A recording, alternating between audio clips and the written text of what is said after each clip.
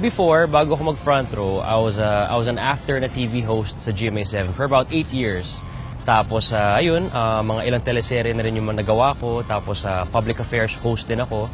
I'm also the sporty type. I practice MMA, basketball, tapos paddling, a lot of sports. Before kasi, na-invite ako sa front row by a service crew na McDonald's. His name is Mark Anthony Cruz. Tapos at that time, hindi ako makapaniwala na isang service crew kumikita ng 200,000 per week, linggo-linggo. Hindi matanggap ng isip ko kung paano kinikita ng isang service crew yung 200,000 every week. I'm an actor and I'm earning quite okay naman, pero hindi ko siya kinikita with the time and financial freedom as the same as that person. So yun, when I joined Front Row International, nagbago yung buhay ko. I have all the time in the world.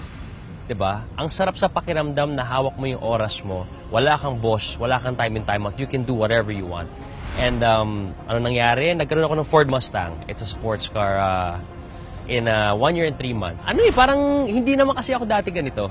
Mahiyain ako, hindi ako marunong magsalita sa big groups of people, hindi ako marunong mag-mentor. Nagbago sa Front Row International eh. Kumbaga, may ilalabas pa pala. Ako si Jace, and I'm forever Front Row.